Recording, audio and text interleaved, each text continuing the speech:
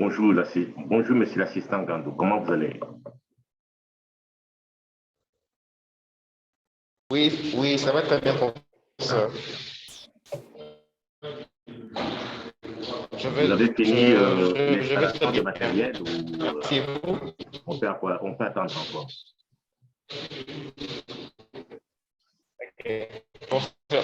Aujourd'hui, on suivre le cours.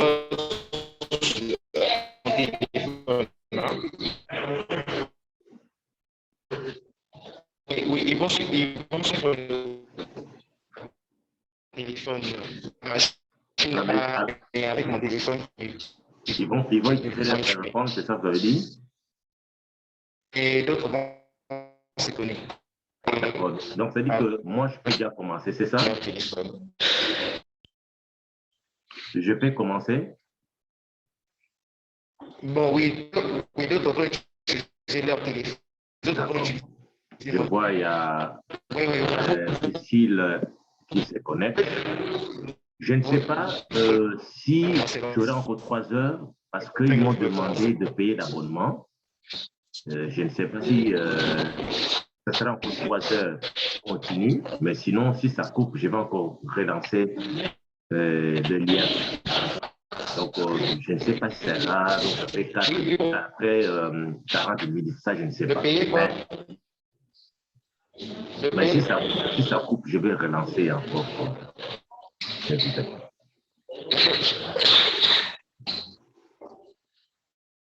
Bon, on va commencer. Aujourd'hui, nous allons voir le chapitre 4, coopération et aide dans le monde animal.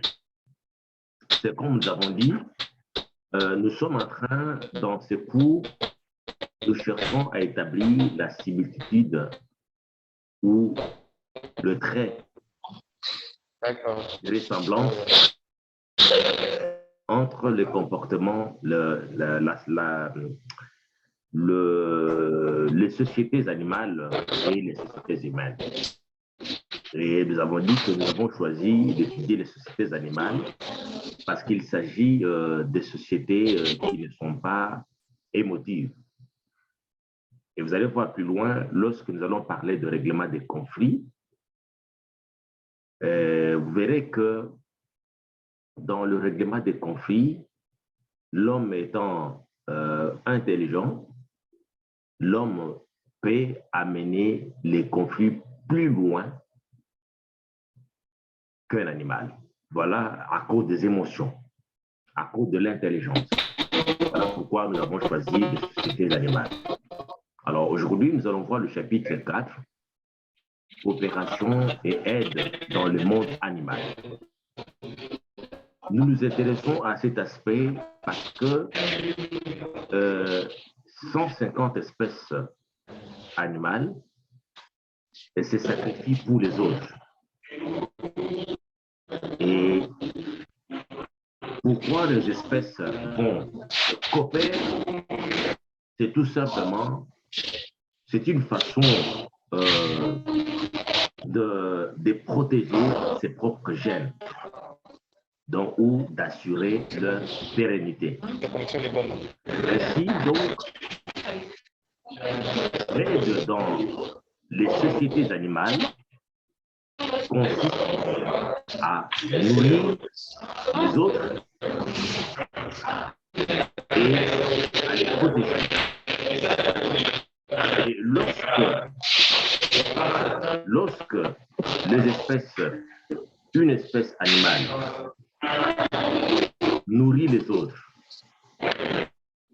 protège sans qu'il soit forcément apparenté avec les espèces qu'on nourrit.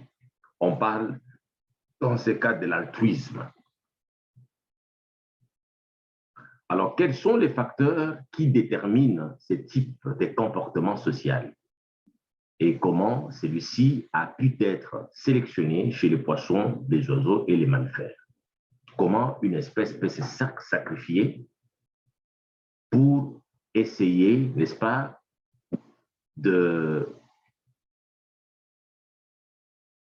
favoriser la pérennité ou le succès reproducteur des autres espèces, l'altruisme. Alors, nous avons deux facteurs probables. Il y a le facteur écologique et nous avons aussi la prédisposition génétique. Donc, nous avons le facteur écologique et nous avons la prédisposition génétique.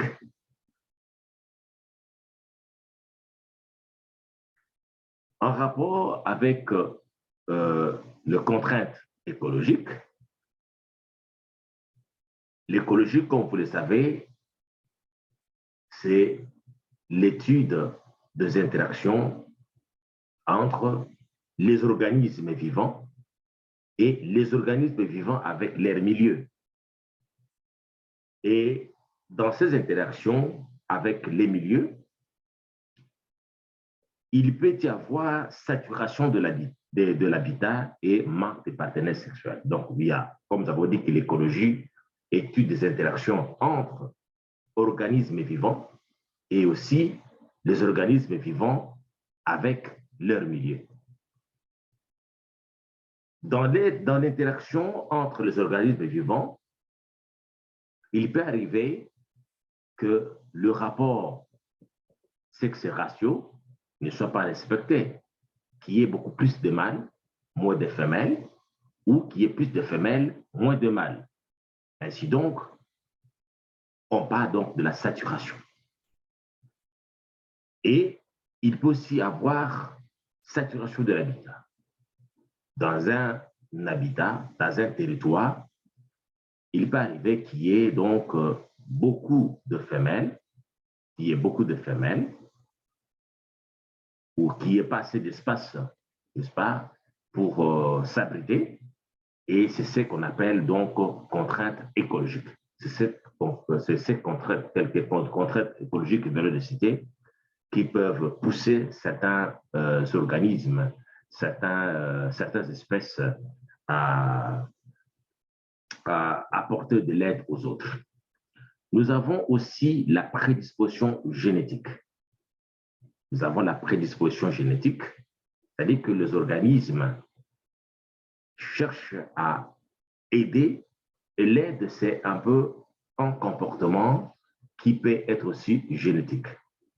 Les organismes qui veulent aider pour assurer la pérennité de leurs gènes. Donc, lorsqu'on aide, on protège les autres en même temps, on profite de la sécurité du groupe, on profite aussi de la communauté et en même temps, ça permet à, c'est l'individu qu'on appelle helper ou aidant, helper en anglais, ça permet à cet individu, n'est-ce pas, d'assurer aussi la pérennité de ces gènes. C'est l'altruisme. On va voir ça plus loin. Alors, la solution à la saturation de l'habitat comme contrainte. Donc,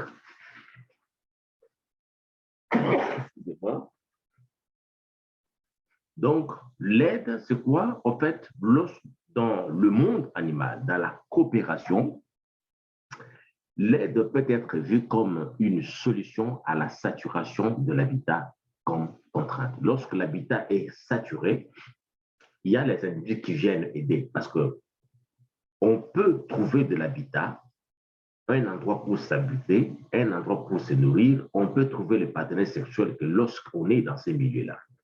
Donc, on vient aider avec l'objectif de trouver de l'habitat. Alors, quel bénéfice tire l'assistant en restant avec le couple reproducteur? Vous avez un couple reproducteur, un assistant, c'est comme le domestique. Vous avez le domestique, c'est un peu l'équivalent de l'assistant. Alors, la question qu'on pose maintenant, ceux qui viennent aider, qui ne sont pas forcément de la lignée, quel bénéfice tire-t-il? Alors, il y a deux cas. Nous avons deux cas pour le mâle. Les jeunes mâles qui viennent aider un couple et les jeunes femelles qui viennent aider aussi un couple. Quels sont les bénéfices? Pourquoi il faut aider? Alors, pour le mâle, il y a l'héritage du territoire. Les mâles qui viennent aider, ce n'est pas, en fait, ce n'est pas, c'est de l'aide, mais derrière l'aide, il y a toujours un intérêt. Donc, vous allez voir plus loin que ici. C'est pour cela, dans la plupart des cas, surtout en Occident, lorsque vous voyez quelqu'un animé de bonne foi, pour éviter toutes sortes de confusions, la question, vous voyez par exemple quelqu'un qui vient vous aider, ça se voit souvent ici en Occident. La question que les gens posent, oui, mais vous me donnez ceci, mais qu'est-ce que vous attendez en échange? Parce que vous voyez, quand vous voyez quelqu'un vous aider de temps en temps, et si vous trouvez que l'aide est vraiment significative, ce n'est pas mauvais et n'hésitez pas de poser la question dès le départ avant que vous allez plus loin. Qu'est-ce que vous attendez de moi? Parce que l'aide, l'aide, c'est un investissement. L'aide est un investissement. Il faut demander qu'est-ce que vous attendez de moi. Ce n'est pas dans la vie conjugale ou quand vous avez même un ami aussi. Quand chaque fois un ami de fait qui t'est donné, il fait te donner à tout moment, et il faut savoir mais, sa motivation. Même lorsque un garçon, par exemple, pour les cas de filles, un garçon, chaque fois qu'il vient vous faire des cadeaux, il ne faut pas aussi hésiter. Il faut bien réfléchir. Parce qu'aujourd'hui, on vous donne les cadeaux, demain, on vous donne les cadeaux, après-demain, les cadeaux. Mais ça peut aussi avoir une signification d'investissement. On peut investir pour demander à la longue ou on peut investir pour obtenir un service plus tard. Alors, donc, pour le mâle, quand ils viennent aider un couple reproducteur, par exemple, un mâle qui ne se reproduit pas, mais qui vient aider, c'est pour l'héritage du couple. Parce que pour hériter un territoire, il faut être là-dedans. C'est comme on dit, la chèvre broute l'herbe autour de la corde, elle est liée. Donc, il faut être dedans. Il y a beaucoup plus de chances d'hériter un territoire lorsqu'on est dans ces territoires-là que lorsqu'on est éloigné. Alors, pour les femelles qui viennent aider un couple reproducteur, c'est pour l'acquisition de l'expérience. Donc, on obtient beaucoup plus d'expérience, l'expérience comme futur reproducteur, lorsqu'on est en train d'aider un couple qui est déjà en reproduction, que lorsqu'on est plus éloigné. Donc, ce n'est pas du hasard que les jeunes femelles qui viennent aider, mais c'est pour acquérir l'expérience. Alors, conséquences des contraintes écologiques. Nous avons parlé, à ce qui concerne des contraintes écologiques, nous avons parlé de la saturation de l'habitat.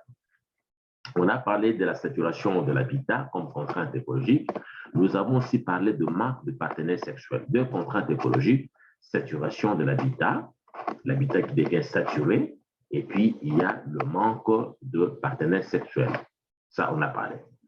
Alors, nous avons, comme conséquence des contraintes écologiques, les gènes qu'on appelle gènes super bénéficiaires.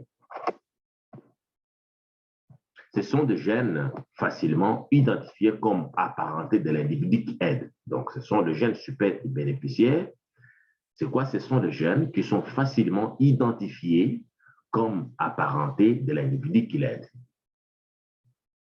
Alors, pour éviter la compétition potentielle avec l'individu aidé, les gènes à croissance continue ou lente. Donc, ces gènes super bénéficiaires, ce sont des gènes qui ont, donc un potentiel reproductif futur très élevé. Donc, ils sont super bénéficiaires parce que ce sont des jeunes qui ont un potentiel reproductif élevé. Comment? Parce que ce sont les jeunes qui sont bien nourris. Vous avez les individus qui viennent les aider. Étant donné que ces jeunes sont aidés par les autres, et ces jeunes-là mangent bien, donc leur croissance est la croissance est exponentielle, la croissance est très très bonne. Et ce sont les jeunes qui sont en très bonne santé et par conséquent, ils ont un haut potentiel de reproduction élevé. Ça, c'est conséquence des contraintes écologiques. Donc, nous avons, avec des contraintes écologiques, par le fait qu'il y a les individus qui viennent aider, dans des milieux où la nourriture devient difficile parce que les milieux sont saturés, étant donné que les milieux sont saturés, grâce à la présence des helpers ou des aidants ou les individus qui viennent aider, qui ne sont pas forcément de leur lignée, nous avons de jeunes super bénéficiaires de l'aide avec un potentiel reproductif futur élevé. Alors, en rapport avec le deuxième aspect, la prédisposition génétique, comment expliquer qu'un individu renonce à assurer l'expansion de ses propres gènes et favorise en aidant au contraire ceux d'autres individus? C'est-à-dire que l'individu renonce de se reproduire. Comment on peut comprendre qu'un individu renonce de se reproduire pour favoriser les autres? Comment on peut comprendre? Ça, c'est de l'altruisme.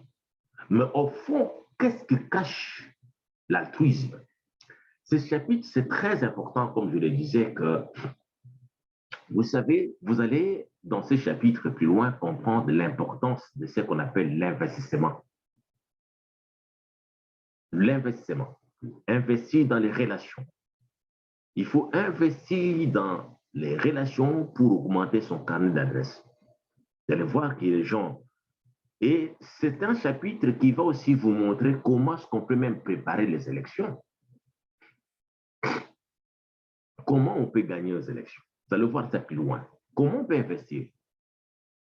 L'idée ici, vous devez comprendre que l'aide s'explique toujours.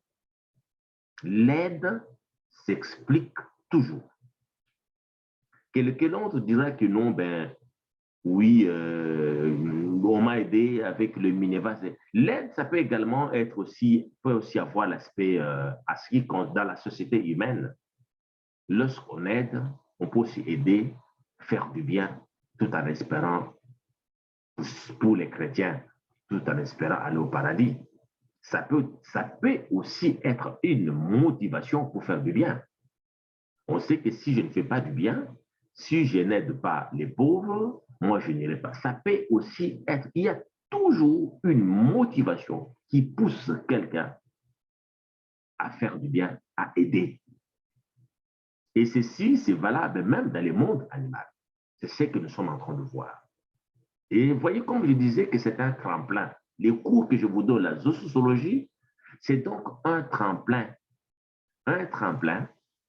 qui va vous permettre de passer de la vie estudiantine à la vie des responsables.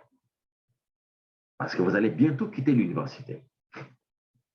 Vous allez quitter l'université et pour ce faire, vous avez besoin des outils nécessaires pour bien gérer, pour être des leaders dans la société. Ne soyez pas distraits. Ça signifie autrement, ne soyez pas distraits dans la vie avec les aides. Beaucoup de jeunes, rappelez-vous, beaucoup de jeunes ont été désorientés dans la vie. Quelqu'un qui vous appelle, vous allez voir un monsieur, il vous appelle boss, comme actuellement on parle des boss, il y a un boss, je ne peux pas citer les noms dans ce cours, et lui, il aime beaucoup aider les gens. Vous arrivez, aujourd'hui, il vous donne quelque chose, et la nuit, on vous réclame autre chose. Ça arrive souvent. Parce que l'aide, il y a toujours, quand quelqu'un donne, il y a toujours, soit on s'attend à la vie, au paradis, soit il y a toujours quelque chose qui doit motiver l'aide.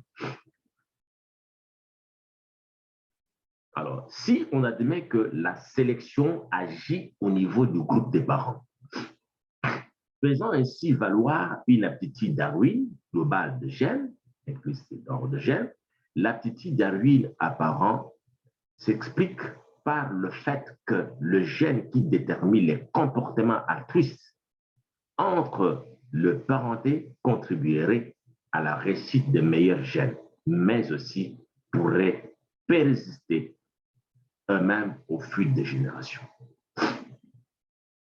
Donc, ces gènes-là, donc si on admet que la sélection agit au niveau du groupe des parents, faisant ainsi valoir une aptitude Darwin. L'aptitude Darwin, c'est, connaissez-vous, la sélection naturelle. C'est-à-dire que l'aptitude Darwin qui favorise le meilleur gène d'un individu, lorsqu'on considère dans l'ensemble, on obtient maintenant, n'est-ce pas, les comportements altruistes entre les parents, les parentés, contribueraient à la réussite des meilleurs gènes, mais aussi pourraient persister eux-mêmes au fil des générations. Donc, c'est un peu comme une sorte d'acquisition d'expérience au niveau du gène. Alors, ça, c'est très important. C'est là où nous sommes en train d'aller maintenant essayer de voir un peu, d'établir la similitude avec les humains. Alors maintenant, selon Hamilton, Hamilton, c'est un auteur, il a écrit en 1964, dans la course de la réussite Darwin, les gènes peuvent être ici, nous sommes au niveau des gènes. C'est comme je vous disais que ici, nous sommes au niveau de la société. Nous avons vu, vous connaissez ce qu'on appelle les gènes. Je vous ai donné le cours de génétique en 3e graduat. Nous étions dans la cellule, nous avons vu des gènes. Là, les niveaux de complexité de la biologie, nous avons dit que maintenant nous sommes au niveau de la société. Alors, on prend le modèle, la survie des gènes. Comment le gène survive au fil du temps. Parce que vous savez, rappelez-vous ce que je vous avais dit en 3e graduat. Les informations génétiques que nous avons sont plus vieilles que nous-mêmes. Votre ADN, l'ADN, ou l'acide votre génome, je voulais dire, l'ensemble des gènes que vous avez, l'ensemble des gènes que vous avez, tous les gènes sont plus vieux que vous, plus vieux que votre existence. Les gènes ont existé avant vous, les gènes que vous avez. Vous pouvez avoir un enfant, mais les gènes que possède, le matériel génétique que possède votre enfant est plus vieux que vous, les parents, parce qu'il s'agit de l'héritage. Donc, le gène résiste et multiplie des stratégies pour exister de génération en génération. Les gènes de vos enfants existent déjà. C'est ce que je voulais dire. Les gènes que vous avez, que vous allez transmettre à vos enfants. C'est-à-dire que vous avez des enfants dans le futur, mais les gènes de vos enfants existent déjà. Les gènes qui vont former vos enfants existent. C'est comme le gène que vous avez actuellement, le matériel génétique que vous avez a existé avant vous. Donc, le matériel génétique que vous avez est plus vieux que vous-même. C'est ça que ça signifie. Alors maintenant, selon Hamilton, dans la course de la réussite Darwin, de la sélection naturelle, n'est-ce pas? Les gènes peuvent être malveillants, égoïstes ou altruistes. Nous allons voir, on va développer cela. Nous allons partir des gènes et nous allons extrapoler aussi la malveillance, l'égoïsme, l'altruisme dans la société humaine. Et vous allez voir que ça se passe de la même façon. Les gènes peuvent être malveillants. Rappelez-vous, regardez, dans la course des spermatozoïdes pour féconder l'ovule, il y a la malveillance, il y a l'égoïsme, il y a l'altruisme. C'est-à-dire que c'est les meilleurs qui gagnent. C'est une sorte de compétition. Donc, vous avez des milliers de spermatozoïdes avec des informations génétiques. Chaque spermatozoïde, cellule sexuelle, avec des informations génétiques, avec des gènes.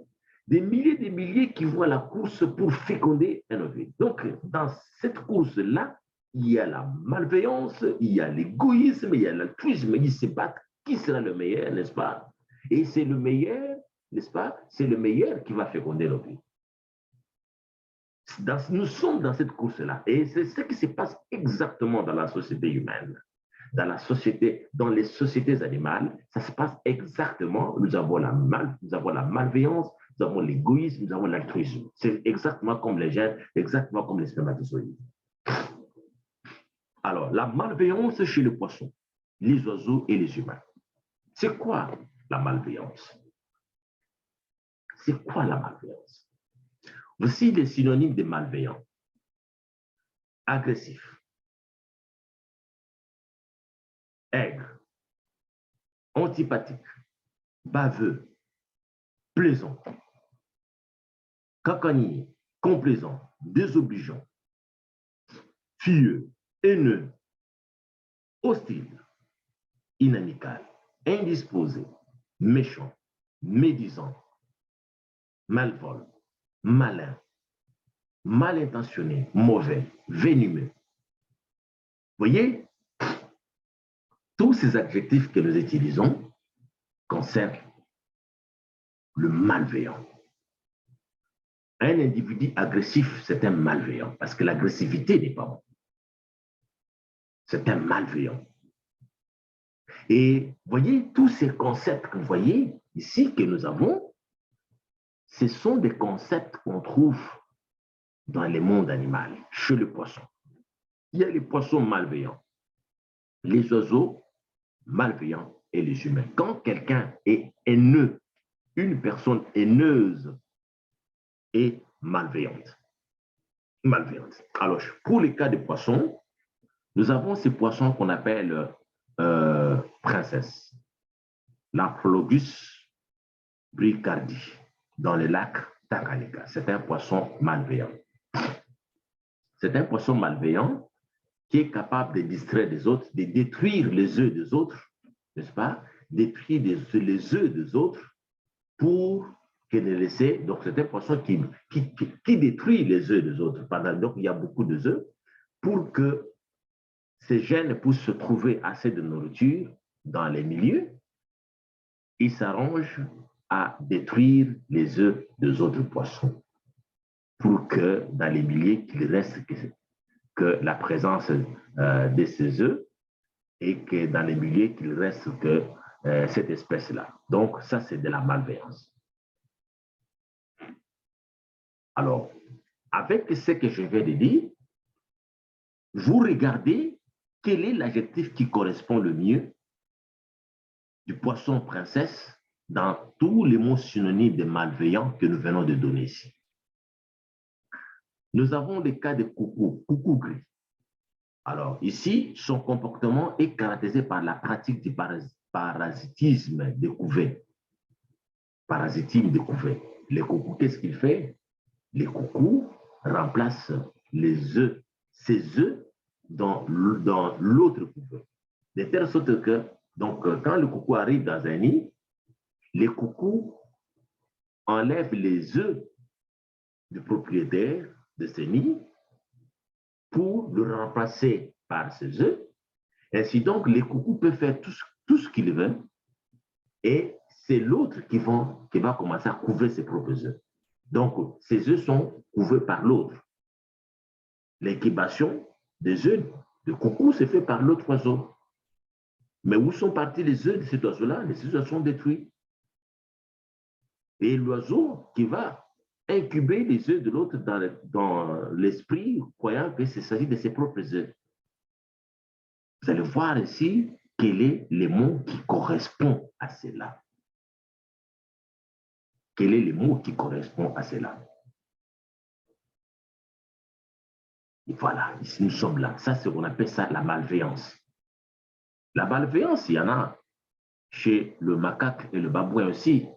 Le macaque et les babouins. Macaque et babouin, ce sont des espèces avec matriarcat qui ont donc les femelles ici, généralement chez le macaque ou les babouins, le femelle favorise leurs propres jeunes au détriment des autres. Et en les favorisant, c'est comme les jeunes deviennent comme des super bénéficiaires. Et les super bénéficiaires qui sont très bien nourris, ainsi donc, ces super bénéficiaires ont un haut potentiel reproductif. Et c'est généralement les super bénéficiaires qui deviennent le maître de leur groupe. Généralement, ce sont ces jeunes qui deviennent des rois, ce sont les jeunes qui contrôlent le groupe parce que ce sont des jeunes qui ont grandi en bonne santé, des jeunes qui sont très forts, qu'on appelle le super bénéficiaire. Donc ça, c'est aussi la malveillance. La malveillance, mes amis, chez les humains, il y en a beaucoup aussi, même dans l'auditoire. Je vous donne un exemple concret dans le cas de l'auditoire. Vous allez voir, par exemple, les professeurs qui s'assoient, ils donnent un devoir. Ils disent, bon, vous allez le remettre, par exemple, le jeudi. Le jeudi, ça sera la fin de notre cours. Vous me remettez le devoir et vous allez voir un individu malveillant, il prend tout son temps de préparer le devoir, mais le jour suivant, il revient et dit, bon, moi, je trouve que les professeurs qui s'exagèrent un peu. Nous ne pouvons pas remettre les devoirs parce que nous avons beaucoup de choses à faire. Et il induit tout le monde en erreur, tout le monde ne prépare pas parce qu'il est trop influent. Et le jeudi, pendant que le professeur qui se sort dans le couloir, lui, il amène son devoir, il remet. Le professeur, moi, je fais mon devoir. Mais c'est lui qui avait demandé aux autres de ne pas remettre les devoirs. Ça, c'est la malveillance. Vous allez chercher ici. Ici, vous allez chercher à quoi ça correspond, cela. On va voir plus loin beaucoup d'exemples de malveillance. C'est de voir des exemples de malveillance, même sur le plan politique.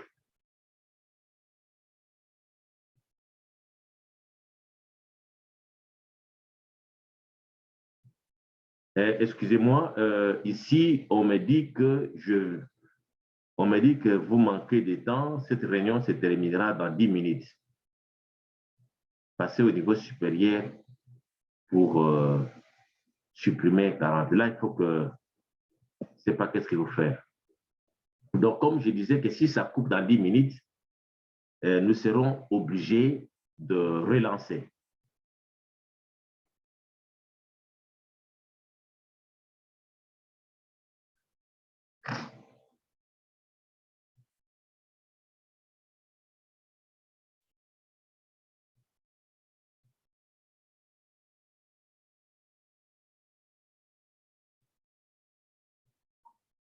Donc, si je disais qu'on m'a dit que je ne peux pas faire 3 heures continues, mais si ça coupe, je vais encore vous renvoyer un autre lien jusqu'à ce qu'on va finir. Donc, ça sera le plat de 40 minutes. À chaque fois, ça sera le plat de 40 minutes. Donc, soyez déjà préparés pour que je puisse, quand ça coupe, je vais encore vous relancer.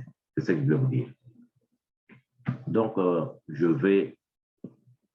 Donc, ici, si ça coupe, comme je le disais, je viens de faire le message CP.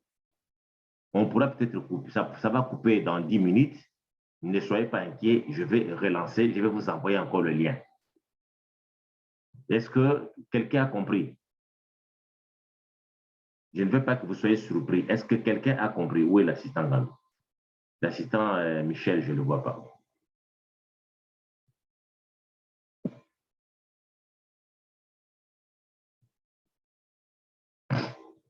Voilà, ici, on a une mise à jour. On va continuer. Si ça coupe, on va relancer. Juste.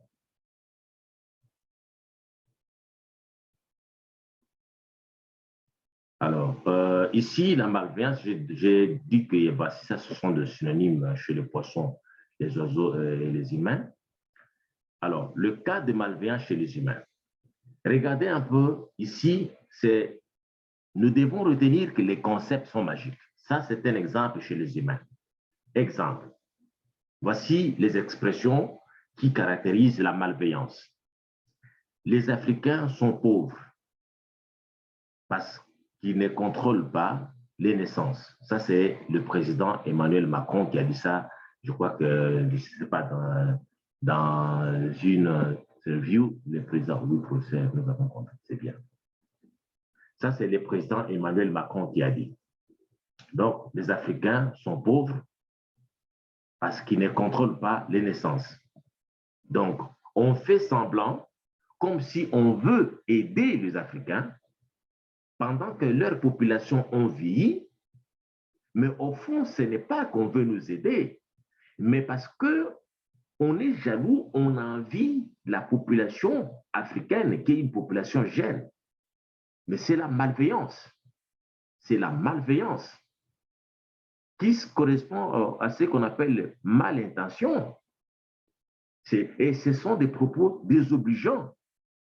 Lorsqu'on dit les Africains sont pauvres parce qu'ils ne contrôlent pas les naissances, c'est-à-dire que pour que nous puissions nous enrichir, nous devons réduire les naissances comme eux.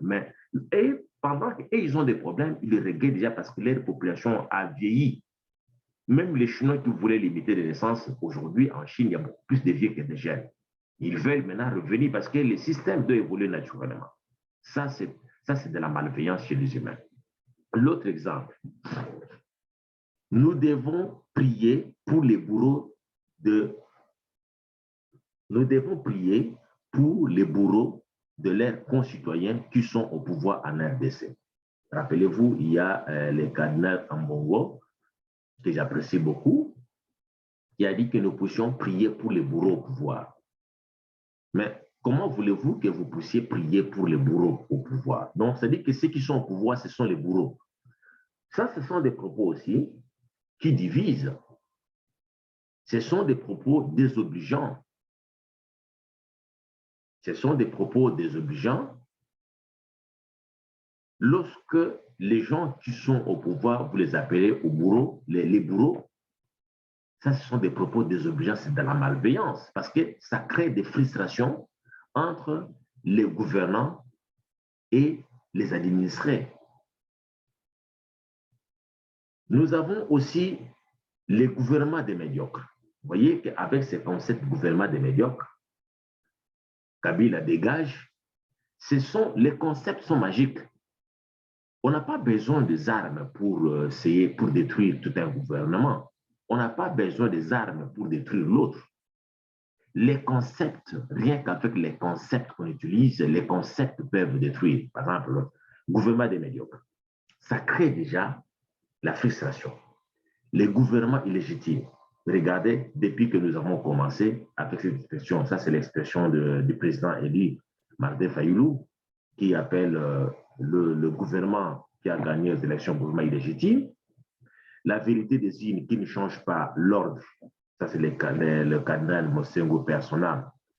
Les concepts vides, mais magiques, qui créent des frictions dans nos sociétés. C'est de la malveillance. C'est-à-dire que, vous voyez, maintenant que nous sommes en train de préparer les élections, nous tendons vers les élections, vous allez voir qu'il y aura encore des concepts que les politiciens vont nous amener. Et ce sont des concepts qui seront retenus dans nos populations. Ce sont des concepts qui vont créer des frustrations, de telle sorte que les gouvernements qui viendront encore plus tard, ces gouvernements vont commencer à se battre avec les concepts. Au lieu de se focaliser sur le développement, au lieu de se focaliser sur autre chose, ça sera la bagarre, ça sera les combats, ça sera les échanges sur les réseaux sociaux, le médiocre, illégitime, tricheur, consort, et des concepts qui créent des frustrations dans la société. Et les gens qui émettent de tels concepts dans la société par malveillance, ils le savent. Ils savent qu'en disant cela, en disant par exemple le gouvernement illégitime, c'est un gouvernement, vous voyez quand on dit par exemple augmenter des manifestations pour éviter, pour empêcher les investisseurs de venir, lorsqu'on empêche les investisseurs, ça signifie créer la pauvreté, qu'il n'y ait pas les emplois, pour que les gens se détournent contre le pouvoir en place, pour qu'ils puissent partir, nous on puisse les remplacer. Vous voyez, on appelle ça la malveillance. C'est de la malveillance. Ça, c'est vraiment de la malveillance qui caractérise surtout la politique congolaise, les partis politiques en République démocratique du Congo ou des partis, contrairement, par exemple, dans des partis en Occident où vous avez les partis de gauche, vous avez les partis de droite. Lorsque les partis sont rangés, on appelle les partis de gauche, ce sont des partis politiques qui ont des idéologies. Les partis de gauche, vous savez que lorsque moi, je me décide d'adhérer dans ces partis politiques, j'adhère à cause de cette idéologie. Et l'idéologie de gauche ne peut jamais devenir l'idéologie de droite, comme nous voyons des majorités qui changent, qui parfois au Parlement devient majoritaire, parfois devient minoritaire, on tourne à tout vent. C'est parce qu'il n'y a pas, en fait, il y a pas d'idéologie au niveau des partis politiques. Il n'y a pas d'idéologie. C'est-à-dire que les gens qui... Et parfois, on vote sans savoir, nous votons quoi? On vote un frère, on vote un ami. Et on voit souvent le concept, quelqu'un qui passe, il dit des bonnes choses, on vote, et c'est fini, on applaudit, demain, on est déçu. C'est-à-dire que on tourne un peu à tout vent, on ne sait pas qu'est-ce que nous voulons. Et on émet souvent des concepts vides. Les concepts vides, les concepts sans contenu, ce sont des concepts magiques qui créent des frustrations dans la société. Et lorsqu'on utilise des concepts vides, à ce moment-là, l'individu qui utilise ces concepts-là pour créer du désordre, pour créer des malentendus, pour créer des problèmes dans la société, c'est un individu qu'on appelle malveillant. C'est malveillant. C'est de la malveillance qu'on trouve également chez le poisson. Ça, c'est la stratégie que nos politiciens utilisent souvent pour nuire aux autres. Par exemple, on utilise une vidéo, on fait un montage, on balance sur les réseaux sociaux que tel a fait ceci. C'est comme dernièrement, je vois vie, actuellement, on fait beaucoup de montages, il y a beaucoup de logiciels. On peut prendre votre procès qui ça, on les met, on prend sa tête, on enlève un acteur pornographique, on enlève la tête, on remplace la tête de procès qui ça, on remplace, on balance sur les réseaux sociaux. Et ils ont beaucoup de vues, les youtubeurs, beaucoup de vues. Quand ils regardent, ils ont beaucoup de vues, on ne sait pas combien on leur paye. Et on détruit la dignité du professeur. Pourtant, ce n'est pas lui, mais pourtant, c'est quelqu'un d'autre. On balance. Ça, c'est de la malveillance. C'est de la malveillance.